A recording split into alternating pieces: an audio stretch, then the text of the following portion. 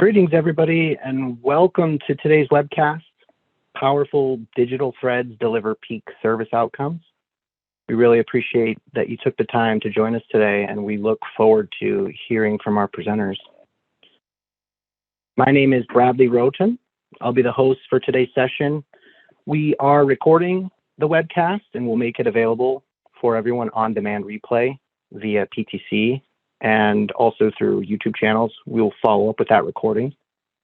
If you have any follow-up or feedback, feel free to send that to me via email at broten@ptc.com. We'll look forward to following up with you. It's now my pleasure to introduce the topic for today. With rapid technology modernization and exponential technology innovation, really, there's an unleashing of new possibilities for the enterprise to create both better products and do it faster, and to optimize the service delivery on those assets. The goal really is maximum asset uptime. In fact, there's a ubiquitous growing market need to improve asset availability and readiness, but at the same time optimizing the associated costs. And best-in-class organizations and enterprises have programs for digital transformation to capitalize on digital threads. And there's really a growing recognition of the importance of service-related data. Digital thread is delivering rapid improvements for OEMs in engineering, in manufacturing, and in service. The principal benefit being increased asset uptime and readiness, but there's many tangential benefits like reduced total maintenance costs, higher customer satisfaction and loyalty, and optimized planning, process, and decision-making. But we should start with a simple question. What is digital thread? And now it's my pleasure to introduce our presenters because they will answer that question and challenge the status quo understanding with a peek into the future as OEMs prepare to thrive in a rapidly evolving, smart, connected business climate. So welcome to our presenters. Pushpinder Tour is the general manager for PTC's Arbortext business unit. She has 22 years of experience managing product information for hundreds of customers worldwide. She has a remarkable breadth and depth of knowledge about creating, managing, and delivering service information. We've also got Ian Michel, the Divisional Vice President and General Manager for PTC's Smart Connected Product Solutions Group. Ian has a fresh perspective on the value of IoT and augmented reality enabled products. He also leads a team of value-focused innovators who are delivering cutting-edge solutions for PTC's customers. And Leslie Paulson is the General Manager for PTC's Servigistics business unit. And she brings 29 years of experience from her successful career at Caterpillar, with the majority of her time on executive management teams. And Leslie has a strong command of disruptive technology and its impact on service operations. Pushpinder, Ian, and Leslie, thank you for taking time to share your expertise with us today. We look forward to your comments. Pushpinder, I'll turn it over to you. All right. Thank you, Bradley, for that great introduction. I am super excited to present today. It's been thrilling to help so many customers over the 2 decades I've been in the industry and, improving their technical information. I work really closely with Leslie and Ian as we apply technology to help those OEMs break down silos between engineering, manufacturing, and service, weaving, a really powerful digital thread that's capable of delivering peak service outcomes, which are proven worthy of investment. So first of all, I want to talk about the concept of digital thread. Like, what is a digital thread? So by definition, we say that a digital thread creates a full life cycle closed loop between the physical and digital worlds, from product design and engineering through manufacturing to service and back again. It's a complex topic, but in short, a product's life cycle begins with a digital design, then it's manufactured into a physical product and delivered to the field to begin its serviceable life. The digital thread and its rich data create a valuable loop. From the service perspective, we're interested in what happens to the product once it's delivered to the field. We want to make sure the product has a long life cycle with limited usage issues and excellent brand reputation. The single greatest leading indicator for a customer to repeat purchase is what the answer is to the question, if the product required service, did it get fixed the first time? And the technicians in the field using the product and those responsible for servicing it need the most accurate and up-to-date information and procedures, as well as access to the parts needed to fix the problem. So why should we all care about a digital thread? Why not just focus on improving each life cycle? And it's really because the digital thread captures data for each life cycle and makes it available to the broader enterprise, from engineering the original product design to building the first generation product and maintaining that finished product through service in the field.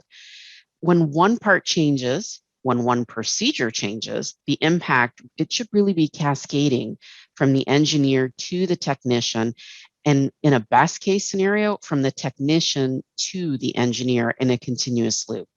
The value that that digital thread brings to the enterprise is immense. It's huge. Within our areas of expertise, it can be really tempting to think of digital thread narrowly. So, I mean, for example, PLM practitioners might say, this is a PLM digital thread. Service practitioners might see it as just a service digital thread, et cetera. There are many OEMs that pretty much learn the hard way that siloed data and strategies lead to inefficiency. So to compete in today's smart connected environment, OEMs have to maximize the digital thread and its valuable data. So to set the context, think about the fact that service information creators, they struggle, right, to access that up-to-date information because they're siloed from those other organizations. And for any manufacturer, the service information is a vital role in making sure that there's excellent levels of customer satisfaction while still maintaining the after-sales profitability. It's the service group that provides that all-important link between the manufacturer's internal departments and external service dealer partners responsible for providing that support to the customers and their end users. Service information, it's used in every service transaction by every service provider every single day. So at the end of the day, its quality is imperative for that world-class service operation. One really good example that comes to mind is Kirloskar Oil Engines Limited, or KOEL. So KOEL, they are a leading manufacturer of air-cooled and liquid-cooled diesel engines, power generating units, and agriculture pump sets. KOEL is the largest producer of non-automotive diesel-powered engines in India. They're first incorporated in 1946, and they've got more than 2,400 employees just across the country. Their 3D parts catalog contains more than 1,000 equipment models, 10,000 parts lists, and more than 12,000 interactive illustrations for more than 1 million engine serial numbers. Now, that is a lot of technical product data and information. Now, KOEL made a big bet on digital transformation to effectively manage their product data and maintain their market leadership. So as KOEL grew its business, they found that their legacy system for tracking product data changes wasn't really in sync with their product reality. So the disconnect led to higher volumes of interaction between engineering and other downstream teams. It also created other issues due to the siloed problem solving by those individual teams, again, without the bigger picture in mind. So this led to a vicious cycle of excessive user demand for the product data and the documentation, while the disconnected solutions and processes continued to grow rapidly. And the overall effect was lower focus on innovation and an environment where all the teams were working hard with little or no effect on the top or bottom line of the business. So KOEL urgently looked at all of this, and they embraced an organizational change through digital transformation. So KOEL strived for a bill of materials transformation from engineering to manufacturing. They wanted to ensure that the changes, they were automatically cascaded to downstream teams, and that would give confidence to all the stakeholders that they were using the most up-to-date information in their tasks.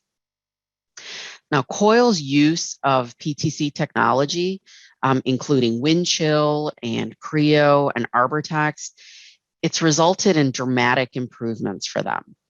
By implementing that end-to-end solution with PTC, they've seen a 73% drop in production-based engineering change management. And they've gone to saving 100 labor hours a month because the content is so much easier to find and it's automated. And they've also, at the end of the day, they've improved the technicians' time to repair rates because they're providing this one-stop shop for both KOEL and its dealers. So KOEL GREEN's story illustrates the need for that enterprise to really capitalize on the data from the digital thread and maximize that equipment availability. With the service-enabled digital thread of product data that's running from that engineering to service, so KOEL can now make sure that they're delivering that accurate and up-to-date service and parts information all the time to all of their users. So let me go ahead and pass it over to Ian now, and he's going to talk more about the importance of the connected data within that digital thread. Great. Thank you, Pushpinder. I'm excited to share a few thoughts today and complement some of your commentary. It's a great time with rapid technology innovation delivering valuable connected data that can benefit everyone across the enterprise. And as Pushpinder discussed, the digital thread is often thought of as a link between engineering and manufacturing, or even better yet, the product concept through service, but we think there's more. So we ask, how broad can the digital thread be? And we say, think beyond the enterprise, even out to customers and distributors, out to service providers, dealers, and supply chain partners. So our perspective here at PTC is that an optimized digital thread truly does span the entire enterprise and, importantly, well beyond. Digital thread really should break down the silos, as Pushpinder said, that often exist within organizations and across the enterprise ecosystem.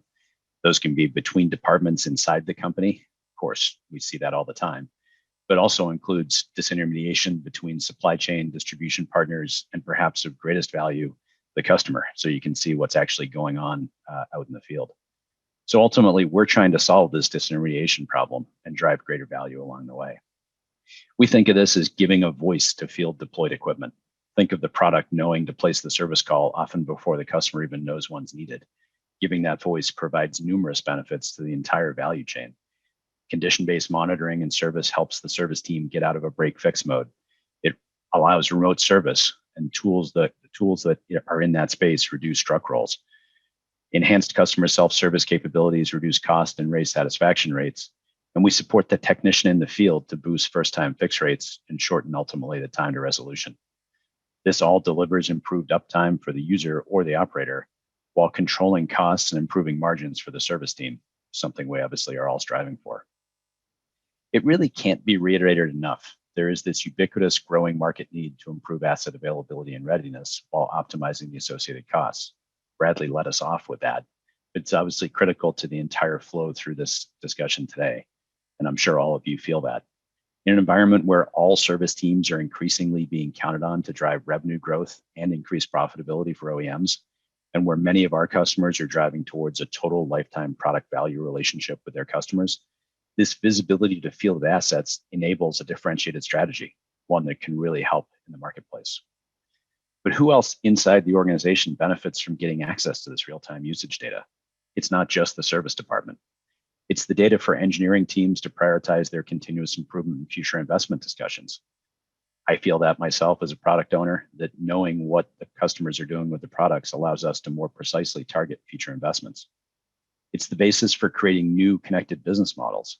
It can enable closed loop quality systems and help create innovative warranty and service offerings that ultimately increase market leadership and drive new revenue. For companies that are servicing long-lived assets, the aftermarket business has become a point of greater focus, perhaps the greater point of greater focus, looking at customer lifetime value, and with the relatively high profit margins that come from well-executed service and spare parts businesses, customers can truly differentiate. This connected product data stream also helps tighten up predictive service models. Service teams have sometimes shied away from predictive service because they don't have years or decades of historical data, or because they need to have expensive data scientists on board. But it's perfectly reasonable nowadays to start predicting based on what you already know, understanding if an asset is operating outside of what the engineers defined as the R&D specified range, that could be a danger signal that's pretty easy to put in place and offers a ton of value. It's the starting point to predictive maintenance. For the service team, it all starts with a basic condition-based monitoring solution, so the system can show when something needs attention without the customer even realizing it. With remote service and diagnostics tools, the issue can often be resolved before there's any performance issues noticeable to the end customer. And what that specific data gets collected should be a cooperative effort among the service team and R&D. Some of that will be based on what can be done, and then jointly making plans around what should be done in the future with other sensors that should be added to future product designs. In fact, our Creo CAD offering has tools specifically dedicated to designing the right sensors in the right places, something we call smart product design, and is another great example of the digital thread enabled by linking teams across the enterprise, in many cases teams that haven't necessarily worked as well together before as they should have done. Beyond that, we have customers that work with real-time location systems in addition to performance data. Answering the famous "where's my stuff" question has a lot of value for users and managers of mobile equipment, everything from construction vehicles to de-icing equipment in airports.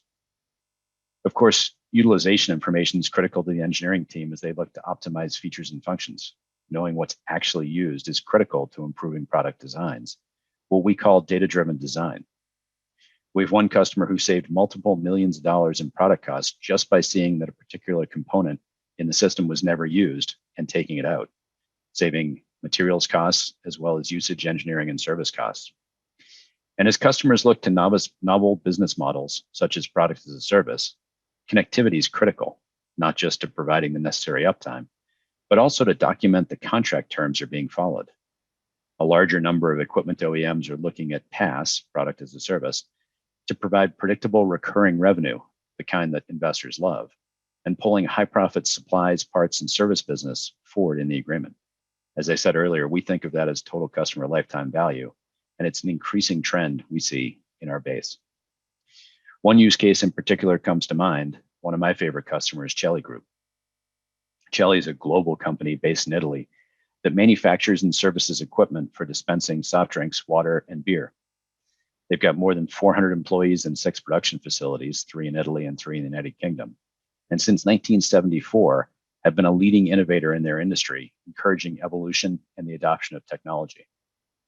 Their R&D team is credited for 30 patents over the last 20 years as they push the pace of product design and functionality. Their customer-oriented approach and philosophy truly differentiates them in such a competitive industry.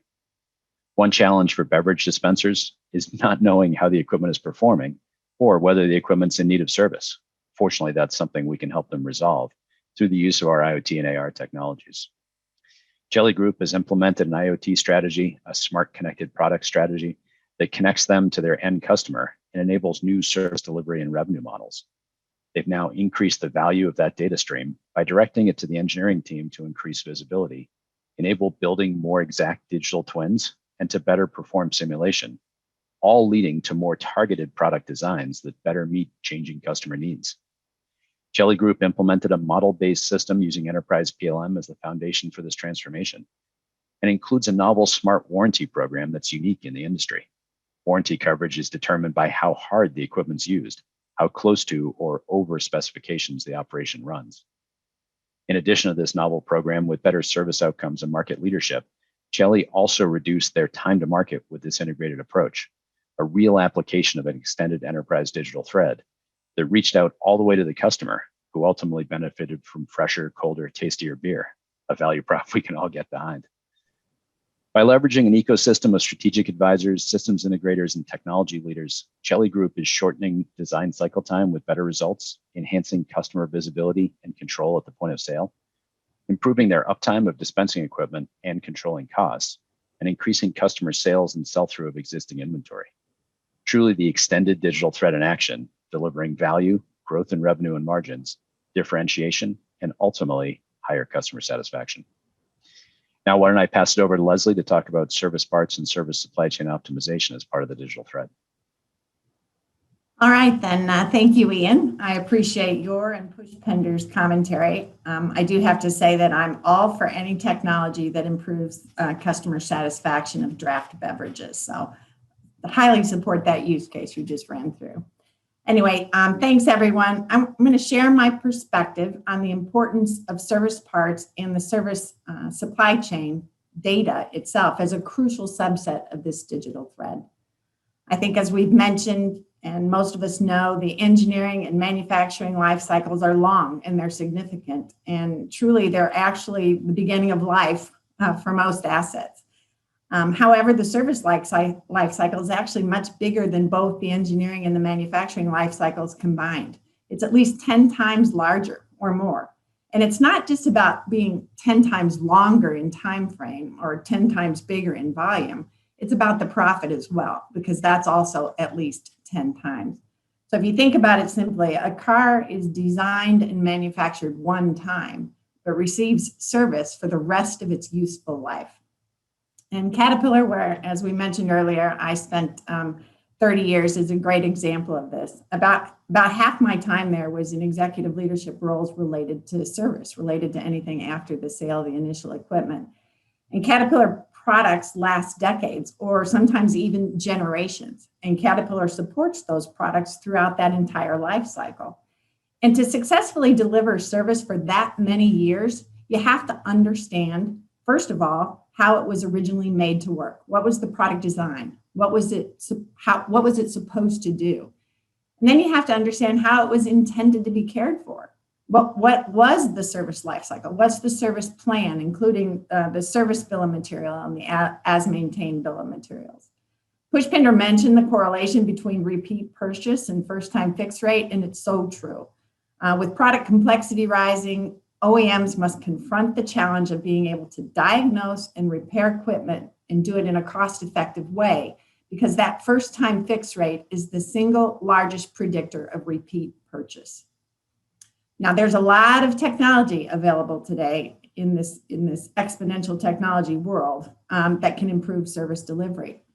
An organization can have up-to-date and accurate product information. It can have access to real-time or near real-time product utilization data, and it can use augmented reality for expert on-site repair procedures. But there's a single unmistakable aspect to service delivery: having the right service parts in the right place at the right time. Without that, all that other technology investment is for naught, because you can't fly a digital airplane. The heavy equipment industry is just one example where assets are used for many years after they leave the back door of the factory. You know, OEMs like John Deere and Mechalak, Bobcat, Kubota, Lugongsani, et cetera, they know that it takes great efforts to service their assets over those long lives, and they pay a lot of attention to that. But also think about medical equipment. For example, COVID test equipment from Thermo Fisher, or medical devices from Philips Healthcare or GE Healthcare. You know, they have lives that are dependent on great service, and frankly, all of our lives are dependent on their equipment. Aerospace and defense equipment from the likes of, Lockheed, Airbus, Boeing, Dassault, et cetera. They must be ready whenever they're called upon. High-tech equipment like that we're communicating on right now, from Hitachi Vantara that keeps data centers running, or Cisco, HP, Lam, et cetera. Those companies that feed our seemingly insatiable desire for personal and professional hardware. A well-designed, well-manufactured product will last many years, even decades. It's such a competitive market, and OEMs have to deliver on their SLAs or risk brand equity bankruptcy. Data is crucial to ensure asset uptime and readiness, and so are the business processes and tools that glean insight from that data. So enter the digital thread. In my way of thinking, I think about the actual process of making a thread. And threads are created by taking fragments of raw material and spinning them into a thread. And that thread is stronger than those fragments that it was made up from. And then threads can be twisted into a rope, and a rope is stronger than an individual thread. So I think we're talking about the digital equipment, literally. An engineering fragment might be that of a CAD design of a component, and a thread might be that multiple digital components coming together into an assembly. And in my mind, a digital thread should be conceptualized more of as a rope with many threads coming together to meet customer expectations along those long life cycles that we talked about. So for example, engineering information. How was this asset designed to work? And all the associated product design data. The manufacturing information. How was it actually built? So you have your design intent, but then how was it actually built? The technical information that Pushpinder talked about. How do I know if something is wrong? How do I diagnose it? How do I fix it if it is wrong? The warranty information. Who pays for what? The asset information, the current asset information. What is it actually doing? How is it performing? How long has a given part been in service, or how many cycles has it experienced? The parts information. How long was this part supposed to last? How many of these parts are serviceable? What are my life limited parts? All these increasingly and important questions that have a data set that can help answer that. So they can be answered with data from the digital thread. But if we answer those questions from disparate or fragmented sets of data, we're going to get disparate or fragmented answers and disparate or fragmented insight. So if we treat these aspects of a digital thread separately in silos, we're going to sub-optimize our actions at best, and our actions could be incorrect at the worst. So a good example, as Pushpinder mentioned earlier, is the as-maintained bill of material. Every function or fragment along the digital thread needs to operate from a single source of truth when it comes to the as-maintained bill of material. And that needs to be updated in as real time as possible. Engineering needs to know how the design bill of material has evolved so they can glean insights from how it should improve the design. Manufacturing needs to understand the as-maintained bill of material to glean insights about the manufacturing quality and how well did they do in the production of that asset. And service parts supply chain needs not only to understand what's actually happening with the as-maintained bill of material, but they need to anticipate those changes in order to ensure that the stock is in the right place at the right time. So a digital thread isn't easy to create, as anybody that's ever been involved in something what seemingly as simple as the as-maintained bill of material. So a digital thread isn't easy to create and requires discipline across an enterprise, across these silos, but the benefits are well working towards that. So responding to this ubiquitous and growing market demand for asset uptime, best-in-class OEMs are turning to enabling technologies.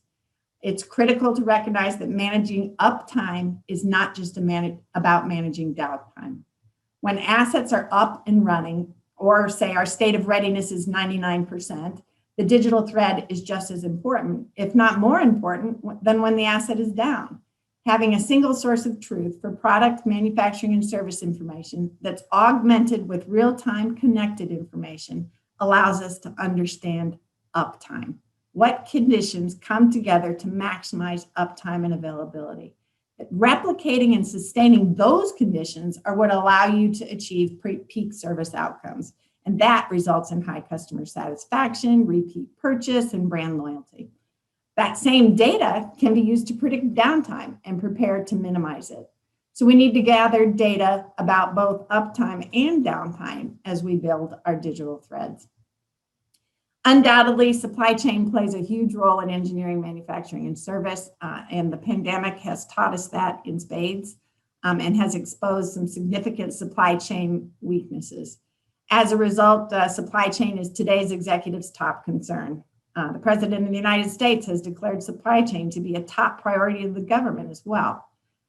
With peak service outcomes in mind, the service parts supply chain emerges as an important area of focus for OEMs. And it's all about extending that asset's usable life and unlocking enormous revenue and profit potential.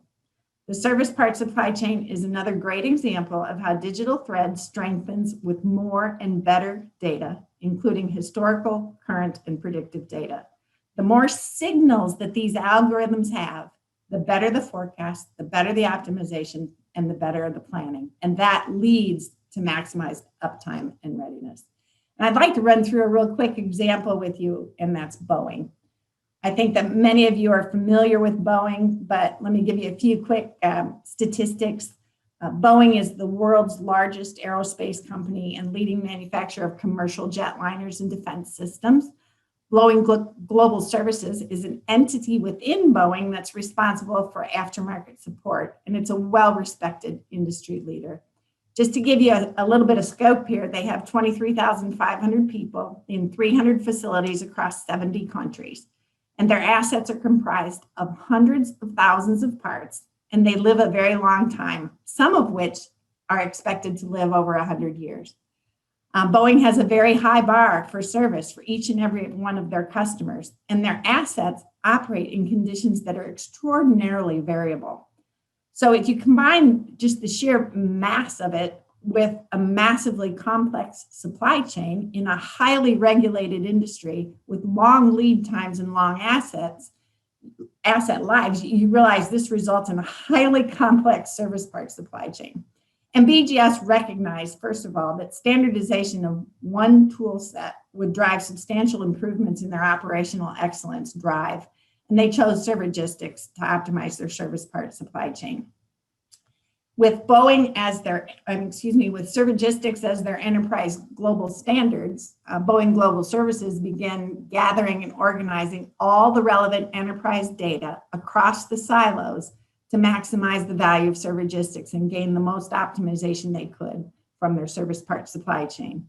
And they went through an intense 12-week process assisted by Capgemini and created a data planning layer to make it robust to the variety of data inputs that come into that data planning layer.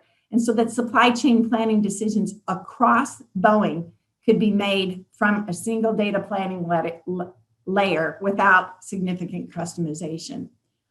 All the service parts data is invaluable to that broader organization for their SI and OP planning process and what's breaking where and how they can best meet the multitudes of service level agreements they have with their customer. So this is just one example of how BGS is building a digital thread with an integrated flow of data that improves communication and collaboration across the silos of Boeing. Now, common data drives differentiated insight. Again, common data drives differentiated insight. The digital thread should break down those silos within your organization. So Bradley, I'll turn it back over to you and we'll see what questions we can answer for everybody. That's great. Thank you so much, Leslie, and thank you, Ian and Pushpender as well for your comments. We appreciate that. It's now time to open up for questions. So let's take a look at the Zoom chat panel or the Zoom Q&A feature. That's where you can submit your questions. We will answer every question, whether live or offline. So feel free to send your questions over. We have a few that have already come in, so we'll start there, and Pushpender will send the first one your way. How do I get started if the majority of my content today is in a PDF format? Okay, yeah, sure. So that's a good question, because when you think about PDFs, you think about something that's static and maybe isn't necessarily, we were talking about having accurate information and up-to-date information for the technicians. And if something is printed or in a PDF form, that doesn't always mean that it's getting the latest and greatest upstream. So, and it's not really unusual for a lot of companies to offer PDFs, because it's really been an expectation of those technicians and end users. But things are changing. And so that's a good question of, well, what do I do if all I have is content that's static? And, I think the first thing you really just need to do is to look at that content and see what is reusable across your enterprise. What is it that applies to multiple products? Some of our products have similar sections to them. If we're talking about a car, sometimes they have similar transmissions, similar axles, etc. So you want to look at what could be shared and what could be reused, so that it only has to be changed once. And if it's only changed once, then that means that, again, you're getting more accurate information and you're keeping a single source of truth. So you really just have to take the time. Don't just take everything and move it into a digital world. You need to really do some analysis on it first and look at what makes sense to be reusable, what makes sense that needs to kind of follow that single source of truth, and then take that and move it with that product's life cycle. And like Leslie said, some of these products, their life cycles, Boeing, it could be 50 years, 100 years. So you really need to think very far ahead as to what to bring over and what's urgent or important. So even though it's in PDF form, you can still easily move it to a more dynamic and digital format as well. Thank you, Pushpinder. That's great. Ian, we've got a question for you too here, a high-level question about the kind of benefits that customers get from connecting their equipment. Yeah, thanks, Bradley. Great question. So service often is the first beneficiary of connecting. The controlling costs, reducing truck rolls, enabling these new service models, that is obviously the first thing that we see. A lot of that's visibility, giving you remote service. We saw this a lot during the pandemic, obviously, as Leslie mentioned, that where you either couldn't get access to an asset or didn't want to be on the road, that doing remote monitoring, remote diagnostics, ultimately remote service, fixing things from home, if you will, became a huge benefit, not only to keeping assets in production and solving the problem of not being able to get to them, but really life critical things in places like hospitals, labs, and factories. So service obviously is the first beneficiary here, but I think what I like is we're starting to see customers adopt these broader digital thread strategies that we talked about today, where once you've got that data flowing in, thinking about not just what data I have, but where it can be used becomes a very critical component. And so I would say that goes two ways. One, upstream from service. So think about usage in manufacturing to design out flaws that are introduced during the manufacturing process that show up as failures in the field, or all the way back to engineering to think about how do I design better products, either current generation of products or future generations. So that's moving upstream. The other piece that is a benefit, obviously, you have to solve this value trade-off with customers, that the best way to get customers to connect is to share with them data that they don't otherwise have access to.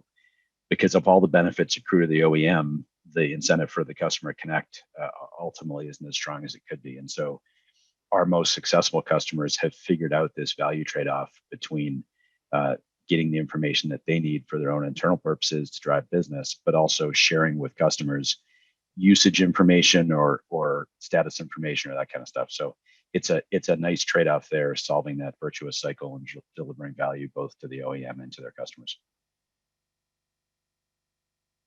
Thank you, Ian. Good insights.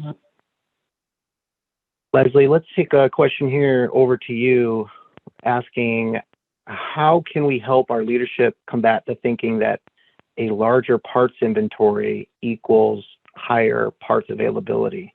Is there consulting or simulation or value assessment that can help? Yeah, hi, sure. Happy to answer this. A larger parts inventory equals higher availability. Actually, the right inventory increases availability, not more inventory. So our algorithms, and our algorithms are augmented with machine learning. They determine what that right inventory is. So it's absolutely critical to identify, kind of categorize your service parts and according to their criticality, their cost, their risk, etc. But determining the right inventory is the key to good service parts planning and service parts optimization. So, we got customers like Komatsu or Bops. They know that you have to trust these algorithms because that's what they're designed to do. So to find that right inventory, and what most of our customers experience after they implement the solution is they'll see an uptick, an increase in their total inventory amount. And they think, wow, this is not what we planned on. But that uptick lasts for about one lead time cycle, an average lead time cycle, while let's call it the bad inventory is bled out of the system. And then what happens over the course of time, you start to see the total inventory go down, the service levels and the availability go up, and the customer satisfaction go up. So it's this beauty of and, you get lower inventory and higher availability and higher readiness and higher customer satisfaction and better cash flow. So all those things happen when you trust the algorithms that are based on this data, and the more data, the better. Again, like we talked about before, determining the right inventory to have. You certainly look historically at what happened in the past, but the more you augment that with what's happening right now, the better able you are to pinpoint the right inventory. And that's the ticket to availability. Thank you, Leslie. Appreciate that.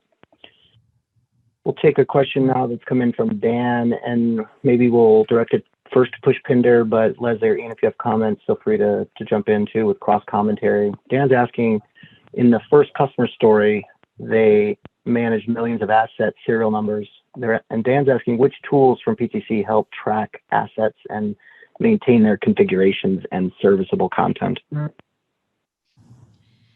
So in that first story, like I mentioned, the tools the customer is using is between Windchill, Creo, and Arbortext. So with Windchill, it's part of the service parts and information module that's sold with Windchill. And then they're also using Arbortext Content Delivery, which is the portal to provide the service content, a delivery portal to be able to give that service content to the end users, those technicians that I was referring to. So that's kind of where they're tracking all of those assets, and also what configurations some of their products have, and being able to specifically pull up the information that applies to the product and the configuration of the product that they're working on or that they're trying to troubleshoot. Thank you, Pushpinder. Appreciate that. And thank you, Dan, for the question. Ian, maybe we'll direct the next question to you. It's talking about the idea of getting all of the systems connected. Seems like an enormous undertaking. And the question is, do I need to throw out all my existing systems in order to get the digital thread in place? Yeah, great question, Bradley. Thank you. So no, I mean, is the short answer, right? We have worked intensively here on being able to integrate. We've got technologies that are part of our suite, particularly a technology called ThingWorx Flow, which specializes in going and getting data from systems where they live. And so how do you leverage the existing systems of record? And so we always recommend starting with existing systems and connecting to those and creating what we call composite applications. So it avoids this need to go and log into multiple different systems to solve a single workflow. So that's an easy way to get going very quickly. We call that wrap and extend. And so how do you go and take data from where it lives and deliver it in useful ways, novel ways as part of a workflow? So we very much favor that approach versus rip and replace. And so certainly over time, as more and more systems become modernized or as systems become better integrated, sure, we can look at replacing them, but you definitely don't need to start there. Thank you. Appreciate that, Ian. Leslie, let's go to you for the next question, asking for recommendations for how to encourage breaking down the silos and improving data sharing within the enterprise more broadly. Yeah, I think that it's difficult, first of all, but second of all, I think that you start by defining a high impact problem that you're trying to solve. So let's talk about maximizing asset uptime. There's lots of interesting parties within a company in maximizing asset uptime and in solving that. So you start by saying what factors impact uptime and what data is required to understand those factors. And then what data do we already have? And then you put that data in one place. It's not so much about connecting all the applications as it is about putting the data in a place that multiple applications can draw insight from it. So, for example, the service parts supply planning application, Servigistics, looks at a set of data and it's looking at it to glean insight very specifically around, how do I forecast, how do I optimize, and how do I plan? But an engineering system looking at that same set of data, or a partial set of that same set of data, would be looking at it to see how might I need to change my FMEA models, because what's happening in the field, the consumption of parts is different than what I predicted it to be. So maybe there's some tweaking that needs to happen in the engineering FMEAs or in the simulations that are being done in the engineering. So you're looking at the same set of data, but you're looking at it with multiple hats on. So in the service parts planners are not going to be looking at that data set to determine what changes need to be made to FMEAs, but the engineers will be. So I think you break down silos by talking about the overarching problem you're trying to solve, and then breaking that down into, which pieces of the puzzle kind of are best solved by which functions within an organization, but do that from a common set of data. So I think, in the Boeing example, what they did was to create this data layer, or it's really a data lake, that is able to ingest multiple forms of data, multiple types of data, and provide that into this data lake in a way that many different applications around the company can consume it, not just Servigistics. So that really, by kind of focusing on the common problem of how do we maximize availability for Boeing customers, we look at what types of data and what kind of factors influence that, gather that data, put it in a common place, and make sure that all the applications that need to glean insight from it have access to it. Thank you, Leslie. Good insights.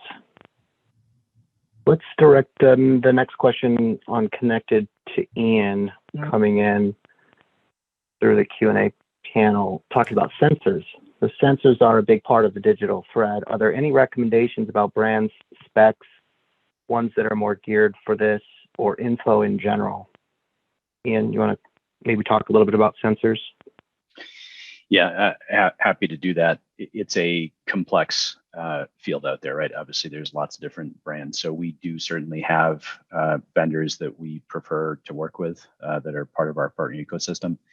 But maybe I'll ask it or answer it a little differently, that what we're trying to figure out now with sensors is really the usage, the kinds of data that you need, and the environment that the sensors are in. And so, you can think of connectivity, obviously, cellular connectivity, satellite connectivity, Wi-Fi connectivity. You can think about footprint and ruggedization as a series of questions that you need to ask in terms of how the sensor is going to be used. And so we're seeing everything in approaches all the way from people getting very, very small cellular-based sensors that track a couple of metrics with low frequency. And we're seeing those at incredible price points, sub $50 price points for a sensor that tracks, heat, vibration, and sound, and can send a signal off a single battery for 10 years at a sub $50 price point, which, was impossible as recently as a year ago. There's incredible innovation going on there, working up through highly complex sensors on massively difficult to understand machines that in fact use networks of sensors and then connect them via a gateway at a center hub and then communicate that back. And we're seeing that in places like factories and hospitals and labs, and obviously in places like automotive where there's lots of different sensors to monitor. So, I wouldn't necessarily think about it as what's the preferred brand, but I do think we should think about it as what are the use cases that we're trying to get to, and what information we trying to leverage back. And then how do we connect to it? That's obviously something that we specialize in, and happy to talk all day about the connectivity strategy there. So hopefully that gets at some of it. Thank you, Ian. Appreciate that. Let's take a question from the Q&A panel from Jason, and Leslie touched on this a little bit already, but maybe we'll ask it to Pushpinder and Ian if you have any comments on this too. But for companies that have different PTC products in place, but they're managing them sort of in silos, what guidance can PTC provide to help connect those applications to build the threads that achieve what we've been proposing here?